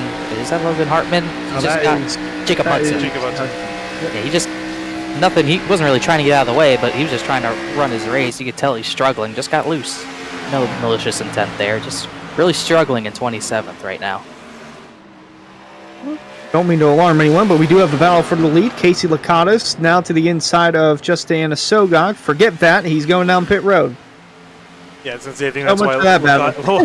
Yeah, he that's doesn't why want to battle. Lakatos let him by, is because he knew he was coming down, and so it will take the lead away from him. John Furness will continue out there. He's just trying to see if his fortunes turn around. Got some damage on the race, and this run has just not gone to plan. So I think he's just kind of hoping a caution comes out, might continue to run out there a little bit longer. Brad Slaughter, again, should be the one to cycle everything out with Cameron Hearn, Travis Beckner, and James Scully, and you could throw Ryan Hartz into the mix, all in hot pursuit. Yeah, Hartz is there. Can't forget about Matthew Bell either, who has closed in a little bit on the 3. Hudson really raced the 3 hard into turn 3 and really lost the 3 a lot of time there. Not too much to Scully because he was in the same situation, but that 43 was the fastest of the 6 that we're really watching last time by. Interesting to note as we continue to keep an eye on this. Top 2 have yet to pit. That's Anna Sogok and Furness. And there's the 78 of Michael Mohammed, who recently came down pit road. Garrett Grant as well. But Slaughter, gap is about 1.4 seconds between him and Hearn. That would eventually cycle out to be the battle for the lead. Yeah, he's catching up on him pretty quickly, up ahead of the guys we're just looking at. Colin Farmer, Alex Weaver fighting for 13th and 14th. A little further down the order. And Weaver, this was looking pretty good early on. I mean, again, he's still got to cycle out a little bit more. Should definitely get by Spencer Brown. He's 30 laps on his tires, so Brown's going to be coming in soon. So Weaver looks like he might be able to score a top 10 out of this as things go. I'm not sure if that's enough points for him that he needs. Justin Sogak's down on pit lane, so that leaves just John Furness and Spencer Brown and Michael Muhammad as the remaining drivers yet to pit this run. Brad Slaughter is only 5 seconds behind John Furness. Chance if Furness continues out there, Slaughter might just get past him on the racetrack. Cameron Hearn closing in the gap close to a second now. Travis Beck, you can see all the leaders now almost able to fit in one single frame. They'll start to close in on one another. Furness came in 16 above the cut line, so you can afford to not have the greatest of days, but certainly don't want to be doing this. Since he hit the wall and since his strategy has not played out well, he's going to drop pretty far back in the running and not going to have a lot of laps left to use the fresher rubbers. So he's going to have to really gain some track position quickly once he does pit to avoid catastrophe, because definitely not the race I expected him to have. I think he was my pick, and it's just not. Just hasn't worked out ever since he hit the wall out of turn number 4. The car just hasn't been the same. Well, you can technically say for the time being that our picks are running 1, 2, 3, because Finian, I believe your pick was the 9 of Slaughter, and he would cycle to be the leader. My pick, Cameron Hearn, still has a shot within a second of the leader, as the 7 and the 3 continue to try and track down the second, third, and fourth place cars who would cycle out to be the podium drivers, and Matthew Bell as well. Justin Munstall's had a nice recovery inside the top 10. Weaver, once the cycle's through, he will be in the top 10. Yeah, taking a look at all the laps led for all of our playoff drivers, trying to find where Justin Sogak is back in 25th. He's led 2 laps, but he's really down in the finishing order, so that's going to bode well for him on points. Also can't forget Casey Lakatos just ahead, up in 23rd. He's led 2 laps as well. Definitely could use more track position. Shane Terrian in the middle of all of this. He's actually looks like he might start to bounce back a little bit more this run. Hasn't led any laps. Again, he's also in the playoffs, but is looking to gain some more position here. The laps start to wind down, up in 14th. Yeah, so big bonus points for the 88, but if he's not going to be able to finish top 15, it might not matter. So we'll just have to see. Furness is going to get laps led as well, but he's in a better position. He came in much better position than the 88. But as you said, that gap to the 9 coming down 3.5 seconds ahead of Brad Slaughter Jr., and it's coming down even less than that. But Slaughter's not worried about that gap. He's worried about the gap to the 67. It is within a few tenths now, as 9 to 67 to 27, and then the 7 and 3. They're all going to catch each other at the same time. It could get very, very exciting. And the 43 of Bell, he's close to the tail of Hartz as well, so we could have a 6-car battle for the lead here towards the end. As Furness, the time is winding down for him to come down pit road. He's at 42 laps now on a tank of fuel. Would have to imagine he'd pit before lap 80 or on lap 80. So you're right on board Matthew Bell, who is running that outside line, trying to close in on his teammate. Yeah, effectively, with the way things are sorting out, we're going to have a 6-car battle for the lead. Brad Slaughter, Cameron Hearn, Travis Beckner, James Scully, Ryan Hartz, and Matthew Bell all have a solid shot at winning this race. Here, and they're all within 5 seconds of each other, even close in that 4 to 3 seconds between them, excluding John Furness, who again we're expecting to come down to pit road this any time by, and it'll be this time by. He'll come on down. So there it is. Lead coming back to Brad Slaughter, but for how long is it going to last? Because Cameron Hearn, he's caught back up and he's willing to fight. And he's going to have to get this over with really quickly. Hearn is. He's got to make this pass quick. He dives to the bottom. He needs to get by quick because that 7 is catching fast. So he needs clean air now, but he's not going to get it until turn 3. They're going to be door to door. Oh, very close to the wall there. They are side by side down the back for the lead. And someone needs to complete the pass here, whether it's Hearn or Slaughter, because Beckner would close in as well. Slaughter going to rip the outside. Hearn on the bottom, see if he can close in, and he will, but will the 9 get a run off the corner? It's going to be a little bit. Don't know if it'll be enough to take the lead back, hang into 1, but as they come across the start-finish line, that 9 car's going to have a shot heading into turn 1.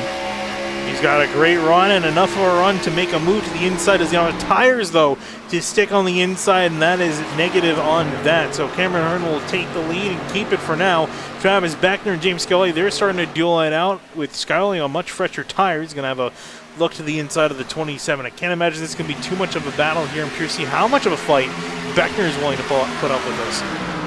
That's how much time Furness lost going along. He just came out ahead of Cameron Hearn, and now this is very important for Hearn to make up a gap now that he has clean air.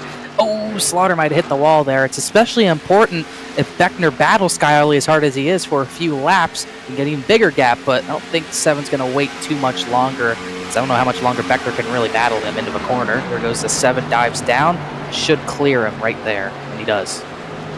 7 laps fresher tires between Scully and Slaughter. 5 fresher tires compared to the 67 of Hearn, as Scully now moves into the podium position. Has his eyes set on the 9 of Slaughter, but more importantly, has his eyes set on the lead as he's sending it into turn 3. Yeah, absolutely sending it in now. And getting an update here with the way the points are looking. As they run right now, Justin Munsell way down the order. Forgot about him when we were looking through the lap slide. Hasn't led a lap. He's actually looking on the way in over the 28 of John Furness. That's where they're looking at right now. And Furness needs 3 points. The good news for Furness, he's got the freshest tires out of anyone in the field. Bad news is he's got 4 seconds to Jordan Martin and then another 10 seconds to Steve Durham. So, and not a whole lot of laps to make something happen. So it's going to get dicey there, and this is actually not too far behind him. This entire battle for the lead. There's Ryan Hartz now working the inside of Travis Beckner, trying to make a move. Trying to see if he can get clear, because he doesn't want to let anyone out of his sights, especially now they're all clumping up together again. Oh. Big slide for Beckner. He's starting to struggle. Here comes Matthew Bell. He's going to get by him. Furness needs 3 points. He's got another 16 seconds to Michael Muhammad, who's in that position that he needs to get. So he's got a long climb to make in a short amount of time. But his battle for the top 6 is too entertaining to not look at, as Scully closes in on Hearn. Brad Slaughter Jr. tries to hold off the entire rest of the pack, as now Hartz is trying to challenge. Now Hartz has to get around the 9 quick, because if the 7 gets in front of the 67, he's going to boot scoon boogie out of here. Scully is very close to the bumper of Hearn, as is Beckner to Matthew Bell. Hartz to Slaughter. This whole top 6 is bumper to bumper, ready to go side by side with one another. Here comes Scully. Speaking of which, speaking of bumper to bumper off to the corner. Now to the inside, James Scully trying to fight with Cameron Hearn, and I don't know if there's going to be much of a battle. He's got a huge run, the number 7, and fresher tires to stick it around that inside. Hearn's going to try to do everything he can, trying to pinch the 7 off the corner. If he can just stick there on corner exit, he might have a shot, and he will barely no, he won't. He won't keep there. He'll switch back to the inside, though. Cameron Hearn's not giving up yet. This is what Ryan Hartz wants to see, to catch up as quickly as he can. See if Hearn tries to slide job him. He will. Dives hard into turn number 3, but he's going to slide up too far, and Scully was ready for it. He instantly gets back under him, and that should be move done for Scully. But here comes the 43 on the outside. Hearn cuts across down low. He's not giving up yet, but Matthew Bell trying to enter in the podium as well. Going to have to get around Slaughter, though. He's going to clear him as Hearn tucks back in line heading into turn 1, and Hartz now 7 car lengths back from new race leader James Scully. This might be all she wrote, at least for this battle between the 7 and the 67. Big question now, can Ryan Hartz, because he's a little bit ways further back, he has to get around the 67 and then try to see if he can catch back up to James Skyley to challenge him, because really he's got the freshest tires other than Matthew Bell, but Bell now starting to look a little bit quicker. Meanwhile, as the points look, Furness is back in because Michael Muhammad actually pit.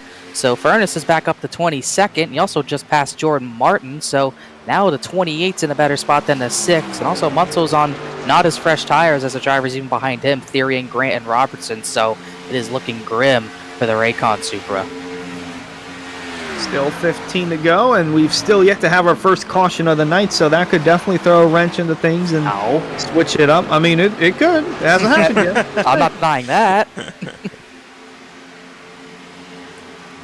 Great here, Colin Fambro fighting with Tom Bourne. This group of drivers have been with each other all night long. David Weiser had a fairly mediocre day, but he doesn't care because he's locked in, so he's just kind of riding it out, having fun. And actually might have a chance of getting past inside the top 10. He's got fresher tires in the 16 and 33. Tom Bourne really sideways off turn 4. Talking about caution might come there. Munsell hit the wall, so it's going bad the worst for him. Another driver who just needed to have a good day, Justin Sogak, just not having that. Has fresher tires, might gain some positions, but he's back in 19th. It's also not looking good for the 88 as it runs. Yeah, Munsell smacked the wall a handful of times tonight, and Sogak gonna pray for a miracle that he makes it into the next round. So he is nearing that Larson line wall, nearing the exit of it, coming out of turn 2 as the 98 Jeff Wilson slots in front of him. He does have fresher tires than Wilson, so I think this should be a quick pass. Then there's Casey Laconis up ahead in 17th. Laconis is trying to work his way up through the order. He's got to get through Nick Silver, Bryce Senizak, Garrett Corrando, the next few drivers he's going to be battling. If David Weishart goes to the inside of Tom Bourne, and Weishart will get through past the 16 this time by. And checking up back with the leaders. James Scully ahead over Cameron Hearn. Ryan Hart's caught up to the 67. Matthew Bell, his pace is slowed down just a little bit. Ryan Hart's looking a little bit towards the high side. Got to get by Hearn some way. I think he's just going to try to get a better run off the corner than the 67. Fresher rubber shouldn't be too hard, but gets such a run through the center of turn 4, but he kind of loses on exit. But he'll have enough to get to the bottom. He was faster than the 7 last time by and this time by as well, but how hard is Hearn going to battle him for this? Hearn going to run all the way up on the outside. Don't know if he'll have a strong enough run. Yeah, he will to contend for that second spot, and that is not what the 3 of Hearts wants to see. That is what the 7 of Skyoli wants to see as the gap continues to grow. So Cameron Hearn ahead of the 3. Skyoli loving all this. His three biggest competitors tonight all fighting out and behind them amongst themselves for second place, and he has a chance at breaking away and running away with the lead of this race here. As you get closer and closer to 10 laps to go in the end of this race, I want to remind you, race fans, be sure to check out shop.areairacing.com for merchandise to represent your favorite drivers and teams. Shop from our brand new selection of champion t-shirts, jackets, hats, and more. Easy to shop, quicker to ship, better to wear. That's shop.areairacing.com. As you'll see, Ryan Hart's trying to have a peek at Cameron Hearn behind, can't quite get away on through, and Matthew Bell, he's caught back up now. He's falling away a little bit from the 3, he's caught back up, now back to his trademark high side. One of the front runners running up here consistently, and it's worked sometimes, hasn't worked other times. Whoa, as Cameron Hearn's gotten a piece of the wall.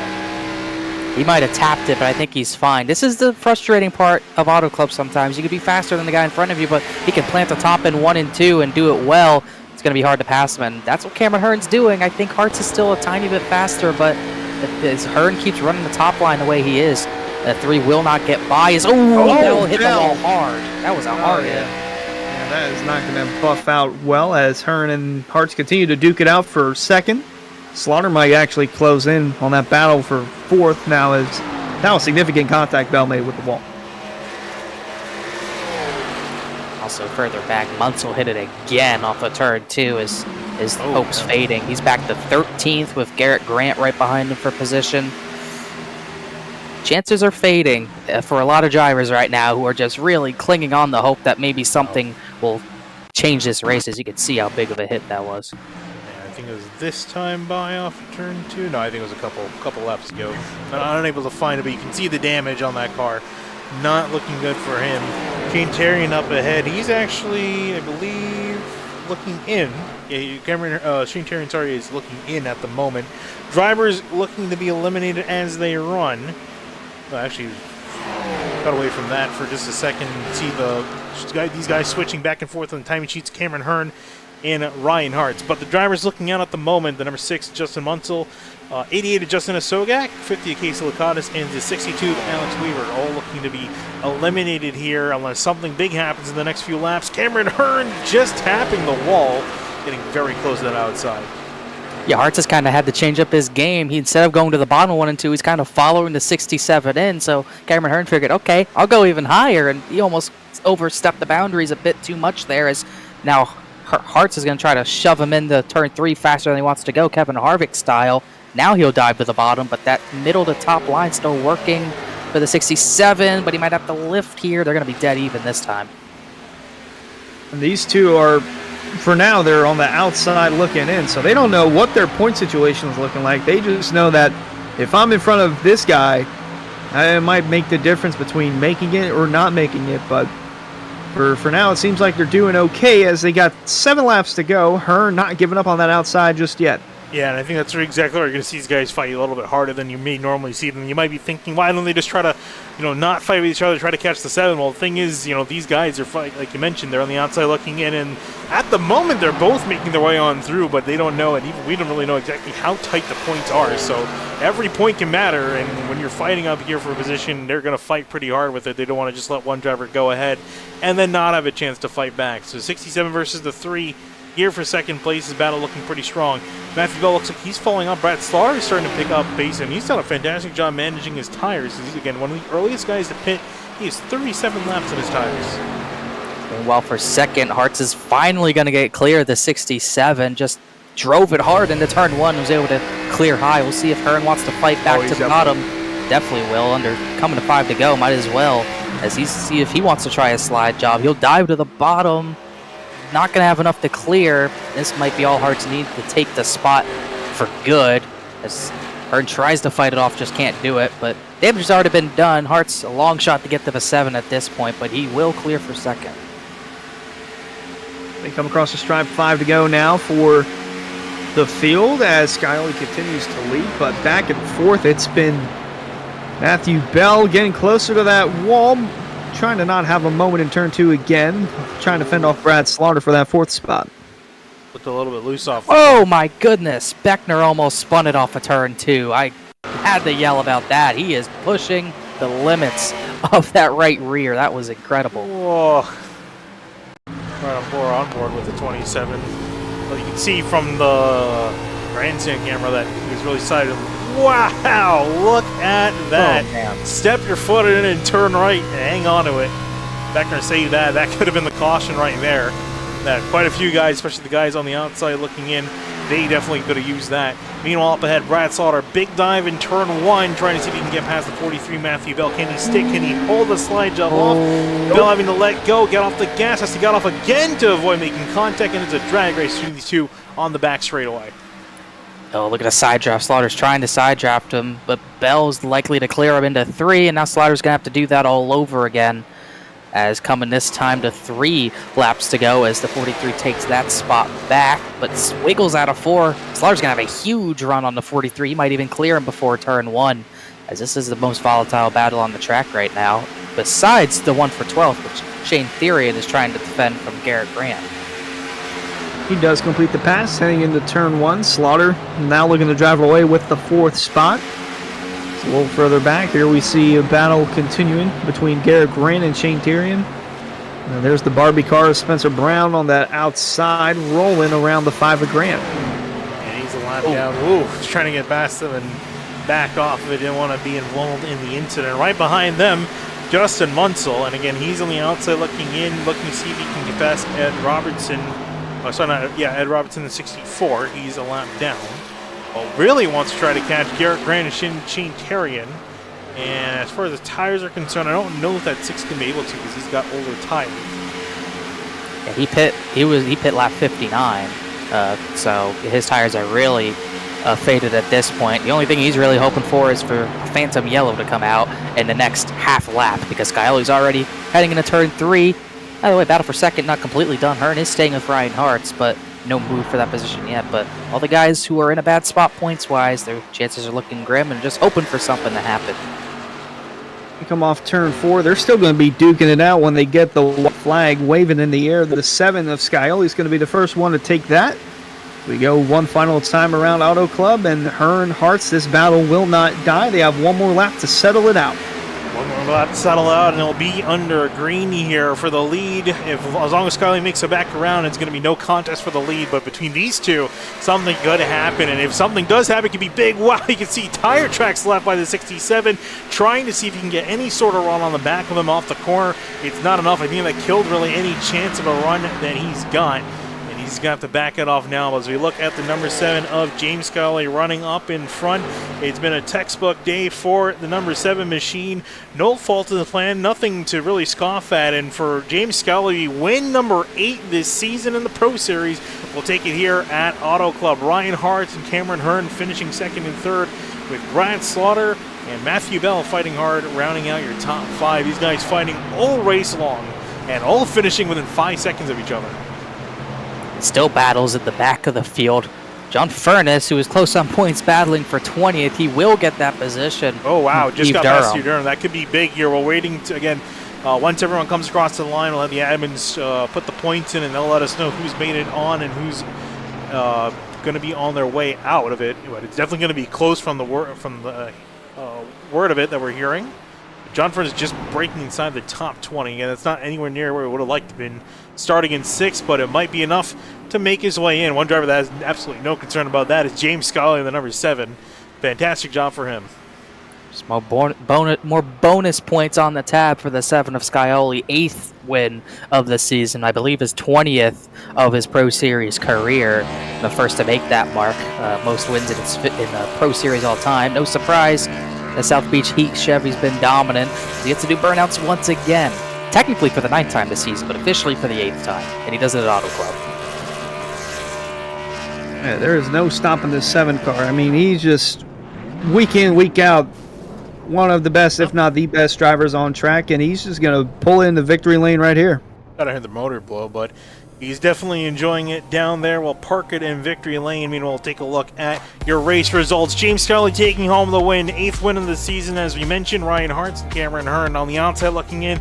Great runs for them today. We'll see if that is enough to make it on through. We believe they should be good. Brad Slaughter finishing in 4th. Had some good runs, but just paid up maybe a bit too early. Strategy didn't quite work out. Matthew Bell running out your top 5. Travis Beckner not quite able to enter the conversation. Will finish 6th with Greg Mitchell in 7th. Alex Weaver, he ran a decent race all race long from 14th up into 8th. I don't think it was enough, though. We'll have to wait for the final tally. David Weisert in 9th, already locked in. Nothing to worry about, with Colin Fambro rounding out your top 10. And you got the guys outside the top 10, and surprisingly a lot of color outside the top 10. Bourne, Theory, and Grant not a part of that. Well, Theory is a part of it. 12th place should be enough for him, but we'll have to see. Justin Munsell, I got to say, surprised by his lack of pace. Hit the wall early, could not recover, back in 14th. A little bit surprising to see him back there. Senesac, Nick Silver. Silver had a good run going. He fell back near the end. Lakatos got lap led, but needed a better run. Anna Sogak, the same thing. Jeffrey Wilson, a solid top 20. Then John Furness had a gap to start tonight. We'll have to wait and see, but definitely not the night he wanted, regardless of where he ends up. Here's the rest of the finishing results, as headlining that is Steve Durham, losing that 20th spot on the last lap. That could be crucial to John Furness. Stopped away for points, but rest of these guys, not the night that they wanted, and now we get to talk to our podium drivers, Finian. Yeah, I was going to say, next season also, too, no playoff drivers finishing outside the top 20. So all of them ran pretty well today, but again, some ran better than others, and that's probably going to be the big thing that really determines who's going to be making it and who's going to be making it out. But first, as you mentioned, we got some drivers to talk to, and first driver we're going to talk to is Cameron Hearn in 67. Cameron, we saw you fought really hard with Ryan Hartz there at the end. You guys had a great battle for second place. Was that battle really of concern that, you know, with both you guys being on the outside of the cutoff? Were you guys fighting hard, not knowing how many you needed? Yeah, definitely, because normally I would try to let him go and him and James, right, battle it out, and maybe I can come back up. But he qualified on the pole, which is a bonus point, and we were tied coming in, so I was like, there's no way I can let him finish one spot in front of me because then I'm two back. But But yeah, playoffs was for sure in my mind. I took it easy at the beginning, saved tires. I saved too much tires the first run, and I think I followed Brad in the pits a little bit too early there. But again, I think there's like 6 of us all race up there, so kept all fenders on it.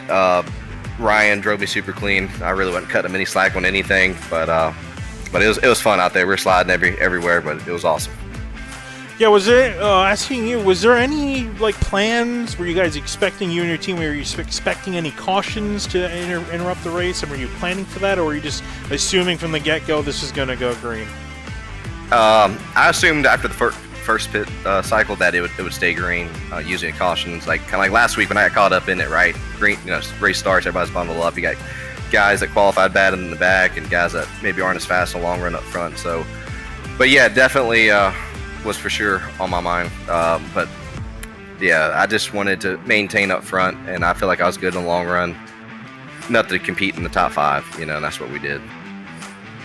Well, it's still a very solid finish for you, Cameron Hearn. I think we're still waiting exactly to hear how it played out. From what I'm hearing, you should be in, but don't take my word for it. Yeah, I think I'm in, but I don't know for sure yet. But if I'm not in, it's been a great season of up and downs. Congrats to the guys that do make it in, but hopefully I made it in. I try to drive smarter than I normally do. Well, congrats on your 3rd place finish, Cameron. I appreciate it. Thank you. All right, with that, we're going to be moving on to our 2nd place finisher, Ryan Hartz. Ryan, we were just talking with Cameron, and he mentioned how, I was asking him how you guys were fighting really hard for that spot. I assume that's also because you're on the outside looking in. That's why you're fighting so hard for that position. But just kind of walk us through your whole race. We saw you get so close to James Scully a couple of times, but weren't quite able to stay ahead of him for long periods of time. Yeah, that was a great battle with Cam.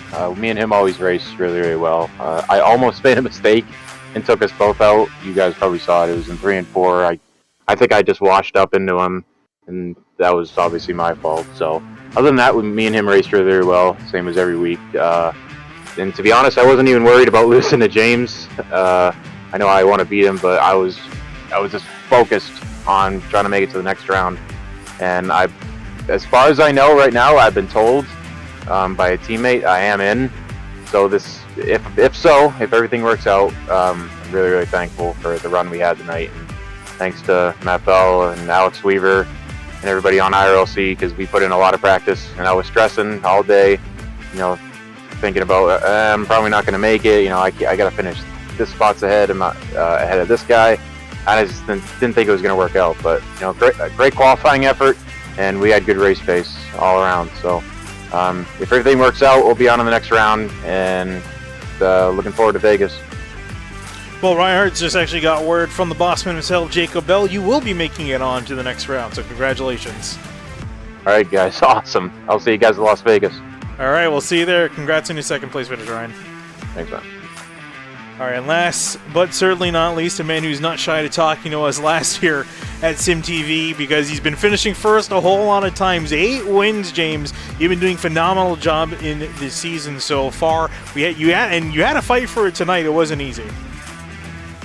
Yeah, it was pretty fun tonight. It was tough to pass, but you had some options, and if you saved your stuff, you could make passes a little bit easier. Had a good battle with Hearn a couple times, and Hartz as well. It was pretty fun. I enjoyed it. Didn't know how it was going to race going into it, and I think that clean air was a huge advantage. So I was just glad that I was able to get out front early and kind of fend off Hartz the first run, and then fend off Hearn and those guys the second run. And then I knew that Hearn and them guys pitted just a little bit too early on the last run. 40 laps was really pushing it, so I just wanted to just kind of run my race, my strategy, and didn't want to jump to their strategy and end up screwing myself over. So I just stuck to my strategy, and it ended up working out. All right, well, obviously with moving on to the next round of the playoffs, most of your points total is going to be wiped away. You're going to be a lot closer to the guys in behind you. But we got Las Vegas and Richmond coming up as the next tracks for the next round. How do you fare your chances there in getting your next 2 victories? I feel pretty good at Vegas. I think I won the last race we had there, and then also feel pretty good at Richmond. Had a good chance to win that one last season too. So 2 tracks that I really like and am really looking forward to, and hopefully just have some smooth sailing and can get into Homestead worry-free and fight with 3 other guys for the championship.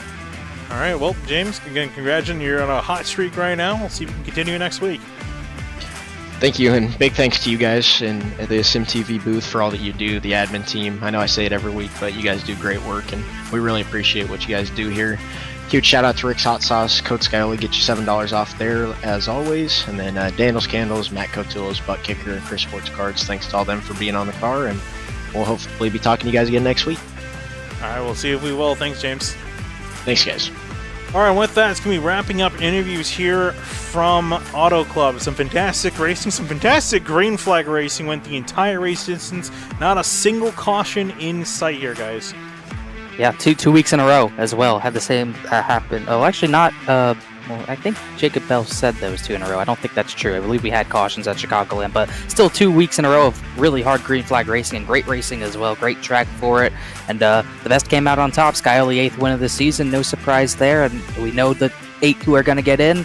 Last one in was John Furness. He cut it close with a 20th place finish, but he was able to get in. And so he stays above that cut line. The 2 below the cut line who get in, Hearn and Hartz, they race their way in. The 2 above it that will fall below and not make it to Vegas as a playoff driver, just Anna Sobak and Justin Munsell just didn't have enough tonight, as well as Lakatos and Weaver, who both needed a lot to happen tonight, just did not go their way, Hunter. Indeed, as it was a very great race for no yellows to come out, and actually looking back at it, the last time Skyly won a race, there were no cautions, and that was at a road course in Road America. But nonetheless, still the 7 got the job done with win number 8. With 3 races left in Las Vegas, Richmond, and Homestead, there's a solid chance, Finian, that he could get to 10 wins on the season. Oh, that is a very solid chance he can get to 10 wins in the season, and we'll see if he can pull it off. But for tonight here, that's going to be all. The next round of playoffs will move on. The entire circus of the area series, all 3 of them will be heading to Las Vegas next week. Monday will be Cup, Tuesday the Trucks, and then again the Pro Series next week on Thursday night. But tonight, my name is Finn Kuna here with Connor Horn and Hunter Sleppy. We'll be signing out here from the area Florida State Builders Pro Series. Thank you for watching.